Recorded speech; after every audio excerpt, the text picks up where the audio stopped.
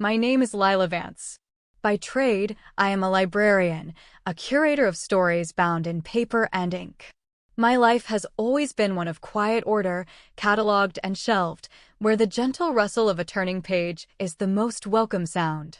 I find comfort in the linear progression of a narrative, the predictable arc of a beginning, a middle, and an end. But the story I am living now is one I never would have chosen from any shelf. It is a story of frayed edges and missing chapters, and for a long time, I feared it would end far too soon. I sit now in a worn armchair, the one my husband, Leo, reupholstered for me with fabric the color of a summer sky. Through the window, the soft Oregon mist clings to the ferns in our garden, blurring the world into a watercolor of greens and grays. The air smells of damp earth and wood smoke from a neighbor's chimney. It's peaceful. And for the first time in what feels like a lifetime, the peace outside matches the quiet in my heart. But it wasn't always this way. 6 months ago, this same quiet house felt like a tomb, and the silence was a roaring in my ears. My story, our story, truly begins not in this quiet living room, but in the sterile, antiseptic-scented halls of Evergreen Harbor Medical Center. It begins with the rhythmic, relentless beep of a heart monitor, a sound that became the soundtrack to my deepest fears. Leo was lying in a bed on the 7th floor, in the oncology ward, a place where hope is measured in blood counts and whispered prayers. He was fighting a battle against his own body, a war waged in the silent, microscopic spaces within his bones. Leo. My Leo. He is a luthier. His hands, usually so steady and strong, capable of coaxing music from blocks of maple and spruce, were then frail and bruised, threaded with the thin plastic of an 4-line. He is a man who builds beautiful things, things that create harmony. He has always been the harmony in my life, the deep, resonant chord that grounded my melody. He has a smile that begins in his eyes, a warm, crinkling blue that could make you believe in sunshine on the rainiest of days. He was my anchor, my true north, and watching him drift away on a tide of illness felt like being set adrift myself, lost in an endless, gray sea. Not so long ago, our future felt as vast and promising as the Oregon coastline. We had plans. Simple, beautiful plans. We were going to save up enough to one day buy a small plot of land near the coast, build a tiny workshop for him, and a library room for me with a window seat overlooking the ocean. We talked about adopting a dog, a scruffy terrier mix we'd name after a literary character. Then, one evening, Leo came home from his workshop, his face ashen. He leaned against the doorframe, his usual vibrant energy replaced by a profound weariness he couldn't hide. Just a long day, he'd said, trying to smile. But the fatigue was a stubborn vine, wrapping itself around him, growing thicker each day.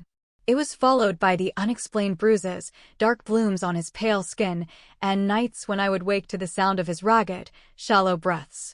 The doctor, a kind woman with tired eyes, used words that felt foreign and sharp. Aplastic anemia. A severe, aggressive form. His bone marrow, the very marrow of his being, was failing. It was no longer producing the cells he needed to live. A stem cell transplant, she explained, was his only chance. I try to be the strong one. I am a librarian. I know how to find information, how to create order out of chaos. I researched, I made lists, I spoke to the doctors with a calm I did not feel. I held Leo's hand and whispered, "We've got this. We'll get through it," just as we had gotten through every other challenge. But at night, in the sterile quiet of our bathroom, I would press a towel to my face to muffle the sounds of my own unraveling. Because there was a chapter missing from Leo's story, a crucial one. He was an orphan.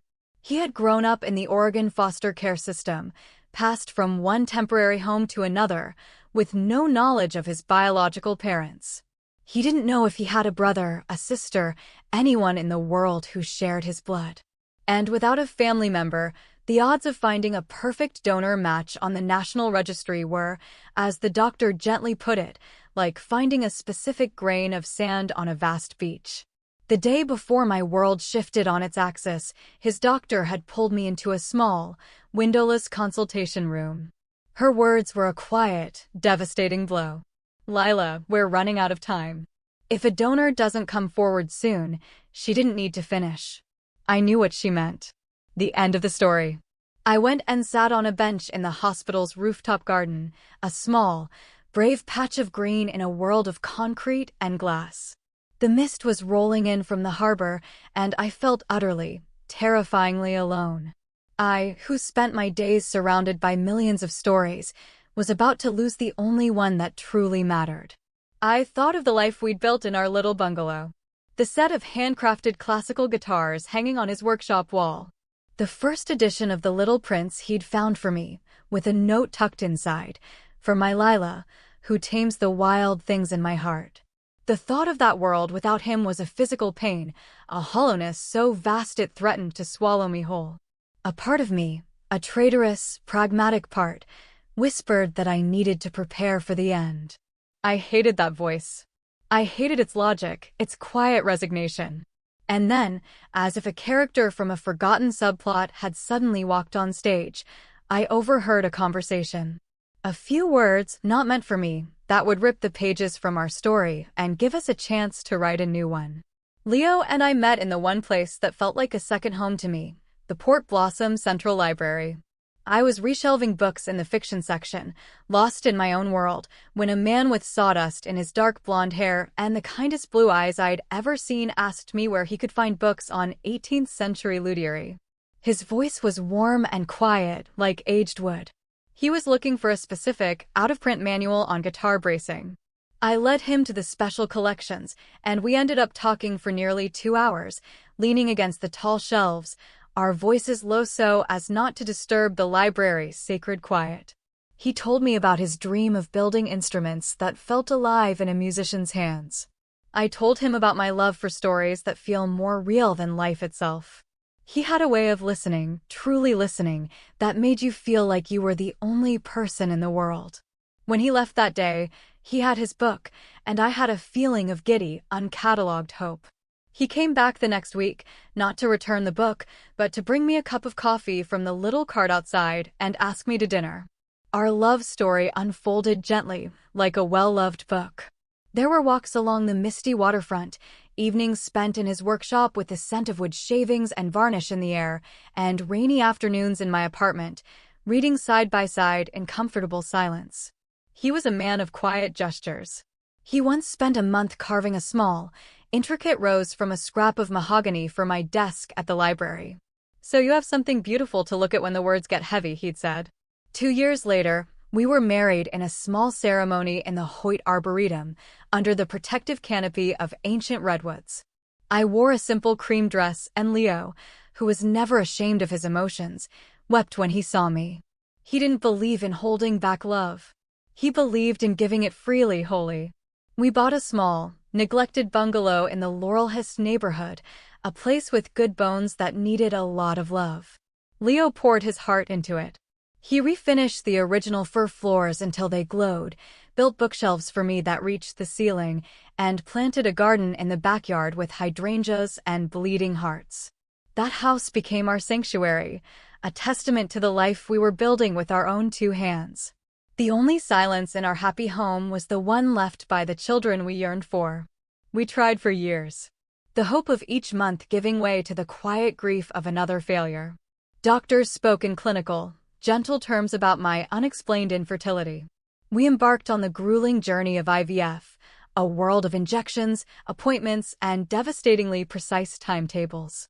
The first cycle failed. The second did, too. Each negative result felt like a personal failing, a betrayal of my own body. I felt I was letting him down, denying him the family he, an orphan, deserved more than anyone. One night, after the second failure, I broke down completely. I remember curling into a ball on our bed, sobbing that I was sorry, so sorry. "You should have married someone who could give you a family," I choked out. Leo gathered me into his arms, his hold firm and safe. He waited until my sobs subsided, then he tilted my chin up, forcing me to meet his clear, honest gaze. "Lila," he said, his voice thick with emotion. "I didn't marry you to have children. I married you to have you. You are my family. You are more than enough."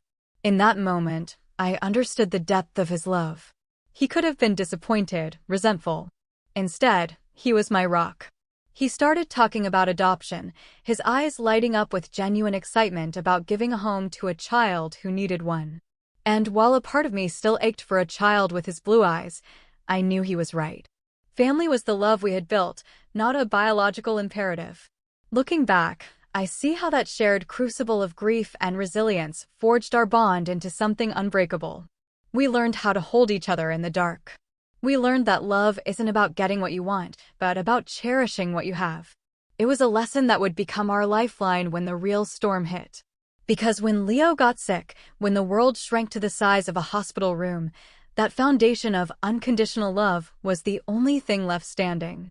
Even then, lying in that bed, a shadow of his former self, he would try to comfort me, whispering, "We've been through worse, my Lila. We'll get through this too."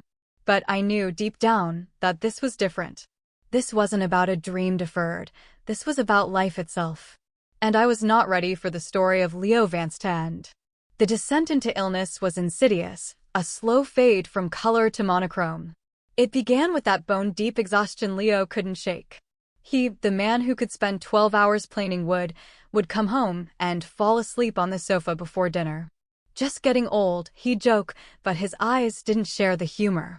Then the bruises appeared, those strange, purple maps on his arms and shins, with no memory of an injury to explain them. The night I found him gasping for air, his hand pressed to his chest, was the night the quiet fear in the back of my mind began to scream. I insisted he see a doctor. I think we both expected something manageable, anemia, a virus, severe burnout. We were not prepared for the speed with which our lives would be rerouted to the hematology department. The diagnosis of aplastic anemia landed like a stone in a quiet pond, the ripples spreading out to touch every corner of our existence.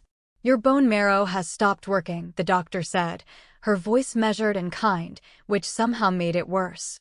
Leo's first question, ever the pragmatist, was, "So how do we fix it?" The answer was the transplant. The hope and the impossibility of it, all in one. A sibling, the doctor said, would be the ideal donor. A full biological sibling offers the best chance for a perfect match. I watched Leo's face as he absorbed this. A flicker of an old, familiar sadness crossed his features before he masked it. He had spent a lifetime making peace with being alone in the world. Now, that aloneness was a potential death sentence. We put his name on the National Be the Match registry, a lottery ticket with impossibly long odds. The doctors were honest. Finding an unrelated match could take months, even years. Leo didn't have years. The disease was aggressive. He grew weaker, paler. The vibrant man who filled our home with the sound of his sanding and the sweet smell of wood was replaced by a fragile version of himself, tethered to transfusions and medications. Still, he fought to protect me from his fear. He'd make fun of the hospital gowns, calling them drafty designer wear. When his hair began to thin from the preparatory drugs, he ran a hand over his head and said, "Well, I always wondered what I'd look like with a buzz cut." But late at night, when he thought I was asleep in the uncomfortable recliner by his bed, I'd hear him whisper, his voice raw and pleading, asking for strength. Not for himself. For me. I would hold his hand, the skin now cool and papery, and force a smile. "The right donor is out there, Leo. They'll find us." But with every passing day, that statement felt more like a lie. The afternoon the doctor gave me the final, gentle warning was the afternoon my carefully constructed composure shattered. "Lila, we need to start having a conversation about palliative care. We're running out of viable options." I remember nodding, my throat too tight to speak. I walked out of her office in a daze and found myself in the hospital cafeteria, a place of determinately cheerful colors that felt like a mockery. I sat at a small table, staring into a cup of coffee I had no intention of drinking, the world dissolving into a blur of meaningless activity around me. That's when I heard them. Two custodians, emptying a trash can nearby, their voices low and weary.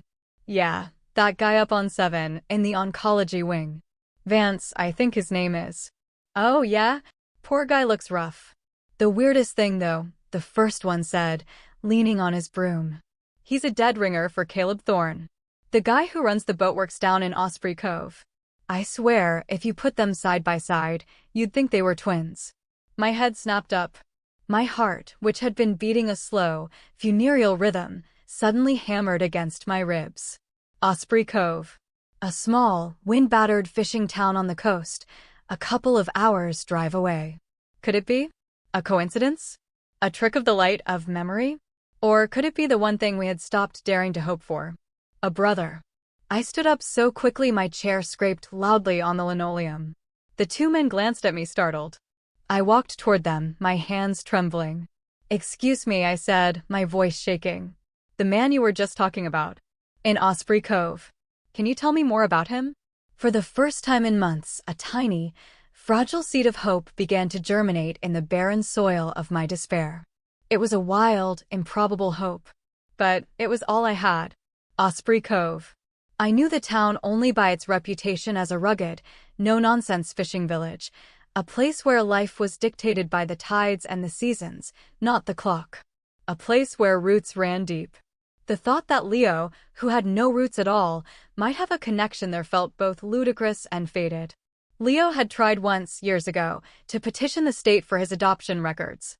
He'd come home with a thin manila folder containing a single, heavily redacted document. His mother's name was blacked out. His father was listed as unknown. The only unredacted information was the date and the hospital of his birth. He'd closed the folder and put it away. "Some stories don't want to be read, I guess," he'd said, his voice quiet. He'd chosen then to focus on the family we were creating, the one born of love and choice, not of blood. But now, blood was everything. That night, sleep was an impossibility. I sat by Leo's bedside, watching the steady rise and fall of his chest, the heart monitor tracing his life in a jagged green line. I held his hand and made a silent vow. "I will find him, Leo.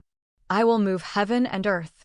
The next morning, I walked into the library and requested an emergency leave of absence. My supervisor, a wonderful woman named Eleanor who had known me since I was a junior librarian, took one look at my face and simply said, "Go. Do what you need to do. Your job will be here when you get back." She pressed a $100 bill into my hand. For gas. I packed a small overnight bag, my heart a frantic drum against my ribs. I had no real plan. Just a photograph of Leo on my phone, a full tank of gas, and the name of a town. Before I left, I went to his room. He was awake, and a faint smile touched his lips when he saw me dressed in my outdoor clothes. "Off on an adventure?" he murmured, his voice a dry whisper. I leaned down and kissed his forehead, smoothing his hair back. "Something like that. I have to go take care of something. It's important." He looked at me, his blue eyes searching mine, full of questions. But he was too tired to ask them. "Be safe," he whispered. "Always," I said, trying to keep my voice steady. "You just rest. I'll be back before you know it." I couldn't tell him. I couldn't bear to plant a seed of hope in his heart that might wither and die. This was my burden to carry, my quest to undertake alone. The drive out of Port Blossom was a blur of familiar cityscapes giving way to the wild, untamed beauty of the Oregon coast. The highway narrowed, winding through dense forests of Douglas fir and Sitka spruce, the air growing heavy with the scent of salt and rain. The sky was a moody canvas of gray, and a fine mist began to fall, turning the world soft and impressionistic. As I crossed the high, arching bridge that led towards the coastal towns, I whispered a prayer to whatever might be listening. "Please, let this be real." Osprey Cove was exactly as I'd imagined it. A collection of weathered, salt-bleached buildings huddled around a working harbor. Fishing boats bobbed in the choppy gray water, and the air was thick with the cry of gulls and the smell of diesel and brine.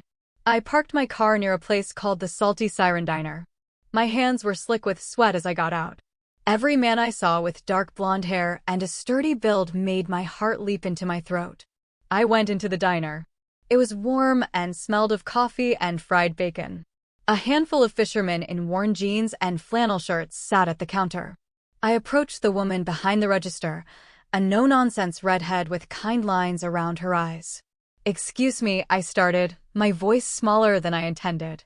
"I'm looking for someone. I don't know his name, but I was told he lives here. I held up my phone, my thumb trembling as I swiped to Leo's picture. It was a photo from last summer, before he got sick. He was smiling, his eyes full of light.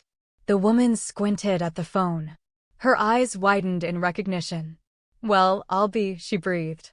"That's Caleb Thorne, spit and image. Just a bit younger, maybe." My knees felt weak. "Caleb Thorne? He lives here."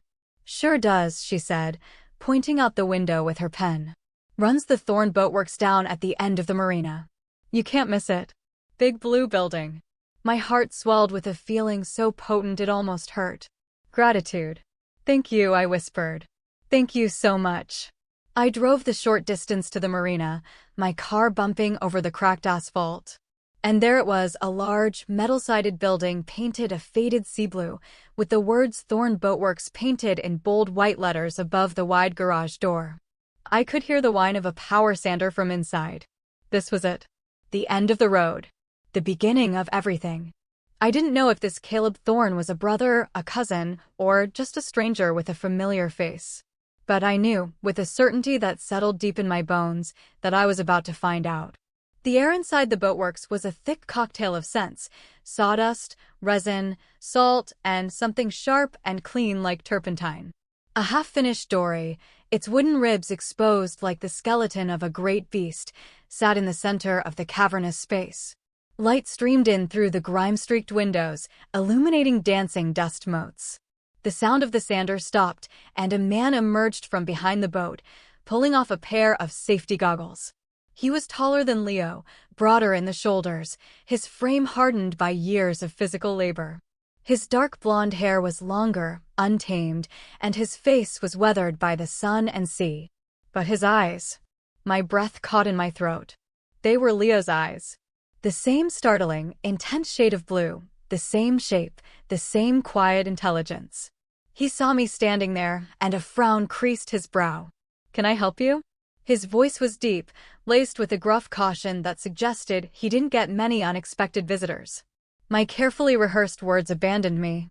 I fumbled with my phone, my hands shaking so badly I could barely unlock it.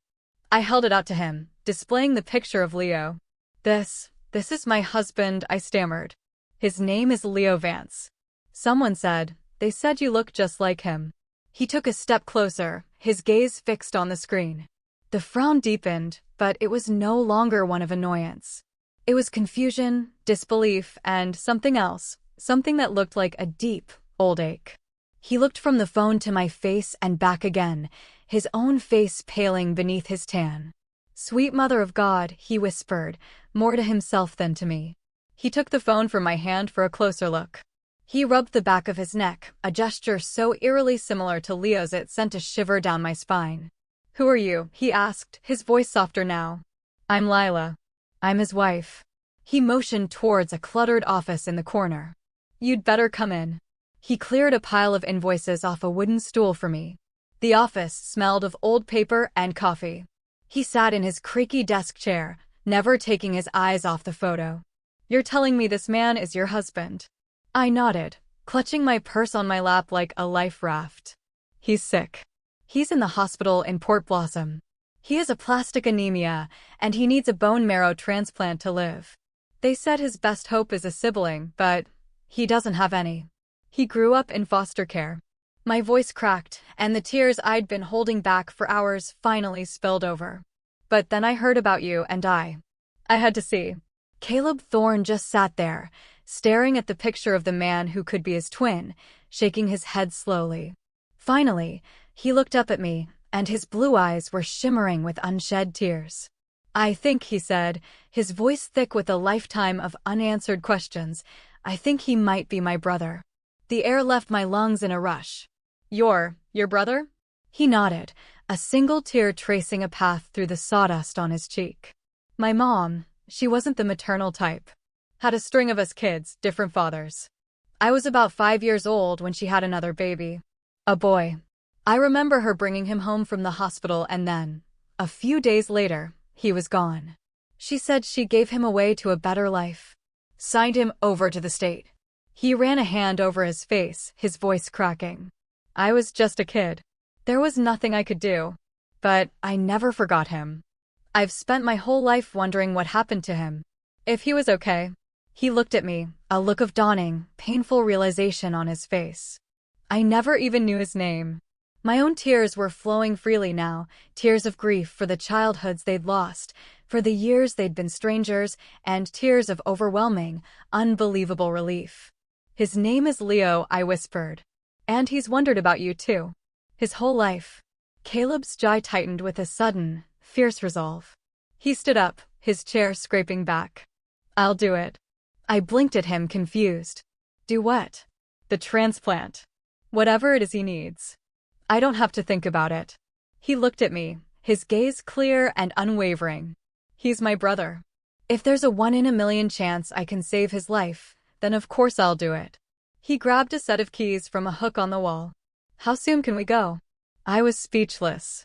I had prepared myself for a long, difficult conversation. I had imagined pleading, explaining, maybe even begging. But there was no hesitation. No doubt. It was the simple, profound acceptance of a responsibility he never knew he had. It was the call of blood, a bond that 30-odd years of separation could not break. That afternoon, we drove back towards Port Blossom, my small sedan followed by his dusty, mud-splattered pickup truck. The rain had stopped and a pale, watery sun was breaking through the clouds. My chest felt impossibly light. The fear was still there, a low hum beneath the surface, but for the first time, it was accompanied by a soaring, powerful harmony of hope. We walked through the hushed, sterile corridors of the hospital, a strange pair, the city librarian and the coastal boat builder. I led Caleb to Leo's room. Leo was sleeping, his face pale against the white pillowcase. I touched his arm gently. Leo? Honey, wake up. There's someone here I want you to meet. He blinked, his eyes open, focusing first on me with a weak smile, and then his gaze shifted to the man standing beside me. His smile vanished. His eyes widened. A look of utter, profound shock washed over his features. He was looking at a reflection of himself, older, more rugged, but undeniably, impossibly the same. Caleb stepped forward, his own face a mask of raw emotion. Leo, he said, his voice barely a whisper. I think I'm your brother. My name is Caleb. Leo just stared, his mouth slightly agape. A tear slid from the corner of his eye and traced a path down his temple into his hair. He slowly, shakily, lifted a hand. And Caleb took it, his large, calloused hand enveloping Leo's frail one. We can talk about everything later, Caleb said, his voice thick but steady. For now, you just need to know I'm here. And I'm not going anywhere. In that moment, watching these two strangers, these two brothers, find each other across a chasm of time and circumstance, I knew that no matter what happened next, we were no longer alone. A missing chapter had just been found. The days that followed were a whirlwind of medical procedures and quiet miracles. The hospital, recognizing the urgency, fast-tracked Caleb's compatibility testing. The waiting was excruciating, returned to the liminal space between hope and fear. I sat with Caleb in the stark waiting room, making stilted conversation, two strangers bound by the man we both, in our own ways, loved. He told me about his life in Osprey Cove, about taking over his father's boatworks, about his 2 dogs and his love for the ocean. He asked about Leo, hungry for details of the life his brother had lived. The hematologist found us there 2 days later. She walked in with a smile on her face, a real one, not the practiced, gentle one she usually wore. It's a perfect match, she said, her voice full of genuine relief. A 10 out of 10. We couldn't have asked for better. I burst into tears, slumping forward in my chair as months of tension and terror finally broke. Caleb put a steadying hand on my shoulder. His own eyes were bright with emotion. So it's going to work, he asked the doctor. It's the best possible chance he has, she confirmed. We can schedule the procedure for tomorrow. That evening, the brothers had their first real conversation. I brought them dinner, then slipped out to give them privacy, but I watched them through the glass of the door. I saw them talk, their gestures hesitant at first, then growing more natural. I saw Leo weep openly as Caleb described their mother and the fragmented memory he had of a baby brother. I used to make up stories about my family, I heard Leo say later when I'd returned to the room. His voice was stronger than it had been in weeks. I always gave myself an older brother. Someone who would look out for me. He looked at Caleb, his eyes shining. I can't believe you're real. Caleb cleared his throat, his gruff exterior failing to hide his emotion. Took me long enough to find you, he said simply. Sorry about the delay. You're here now, Leo whispered. That's all that matters. He looked at me, a profound, weary gratitude in his eyes. You found him, Lila. You saved me. I just shook my head, my heart too full for words, and squeezed his hand. We saved you. The transplant day was surreal. I watched them prep Caleb, who joked with the nurses, his easygoing manner a balm to my frayed nerves. The procedure itself was anticlimactic, a simple-looking bag of rich, red stem cells being infused into Leo's body through his central line. But I knew I was witnessing a profound act of love, a transfer of life from one brother to another. The recovery was slow, a painstaking climb back towards the light. The first few weeks were critical, a tense period of waiting for Caleb's cells to engraft in Leo's marrow and begin their work. I rarely left the hospital. Caleb stayed, too, sleeping on the lumpy waiting room couch and bringing me coffee every morning. He became a quiet, steady presence, a new anchor in our storm-tossed world. Then, one morning, the doctor came in with the daily blood count report. She was beaming. His neutrophils are up, she announced. The graft is taking. It's working. From that day on, the progress was tangible. Color returned to Leo's cheeks. The light came back to his eyes.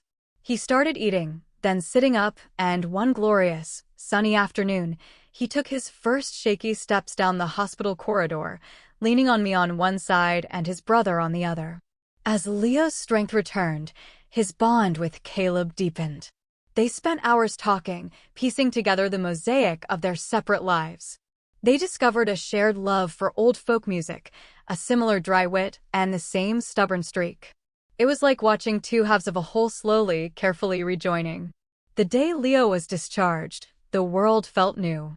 The air was crisp, the sky was a brilliant blue, and our little bungalow, which had felt so empty and sad, now felt like a sanctuary of hope. Caleb followed us home in his truck, and that evening, the three of us ate dinner at our small kitchen table. The house was filled with quiet conversation and the comfortable silence of a family finally, improbably, together. The seasons turned. The crispness of fall deepened into the cool, damp quiet of a Pacific Northwest winter, and then softened into the tentative green of spring. Life began to find a new, more beautiful rhythm. Leo's recovery was steady. His hair grew back, a little grayer at the temples. He returned to his workshop, at first for just an hour a day, his movements slow and deliberate. The sound of his tools, the scent of cedar and spruce, once again filled our home. It was the sound of healing. Caleb became an integral part of our lives. He drove up from Osprey Cove most weekends, his two boisterous dogs in the back of his truck. Our quiet bungalow was suddenly filled with the happy chaos of their visits. He and Leo would work on small projects together in the workshop, or just sit on the back porch, drinking beer and talking for hours, their similar profiles silhouetted against the setting sun. I would watch them from the kitchen window, my heart swelling with a quiet, profound joy. One evening, Caleb brought a box of old, faded photographs. They were pictures from his childhood, a life Leo had never known. There was a picture of a scrappy, 5-year-old Caleb with a gap-toothed grin. And in one, tucked in the background, was their mother, a tired-looking woman holding a swaddled infant. That's you, Caleb said softly, pointing to the baby. Leo traced the image with his finger, his expression unreadable. He wasn't looking at the woman who had given him away. He was looking at the tiny, fierce-looking boy standing beside her, a boy who, even then, looked like he was trying to protect his world. I learned to establish my own healthy boundaries within this new family dynamic. I learned that my role was not just to be a caregiver, but to be a wife, a partner. I started going back to the library, reconnecting with my own world of stories and quiet order. And I learned that it was okay to step back and let the two brothers find their own way, to build their own unique bond without me as the constant bridge. My personal growth came in realizing that my strength wasn't in fixing everything, but in loving fiercely, in having faith, and in knowing when to let go. One warm Saturday in late spring, a year after the transplant, we drove down to Osprey Cove. Caleb gave us a tour of his boatworks, his world of wood and water. Later, we walked along the rocky beach as the sun began to dip below the horizon, painting the sky in fiery strokes of orange and pink. The air was clean and salty. Leo, his face healthy and tanned from hours spent in our garden, looked more at peace than I had ever seen him. He stopped and pulled me close, wrapping his arms around me. Caleb was a little ways down the beach, skipping stones across the waves with his dogs. "You know," Leo said, his voice quiet against my hair, "for most of my life, I felt like a story with the first chapter ripped out. I never knew where I came from. I thought family was something I had to build from scratch because I didn't have one of my own." He pulled back to look at me, his blue eyes clear and full of a love that still took my breath away. I was wrong. Family isn't just about where you start. It's about the people who show up. The people who stay. He glanced down the beach at his brother, then back at me. "You showed up for me. You stayed. And then you went and found the missing chapter." I rested my head on his chest, listening to the strong, steady beat of his heart, a rhythm powered by his brother's gift and our shared love. The story of our life had been broken, its pages torn and scattered. But it hadn't ended. It had been rewritten, pieced back together with stronger thread, into something more complex, more resilient, and infinitely more beautiful. As the last sliver of sun disappeared and the first stars pricked the darkening sky, I felt a deep, settled calm. We were a strange and wonderful constellation, the luthier, the librarian, and the boat builder. A family born of desperation, forged in love, and healed by a miracle we had the courage to chase. And I knew, with every fiber of my being, that this new story, our story, was just beginning.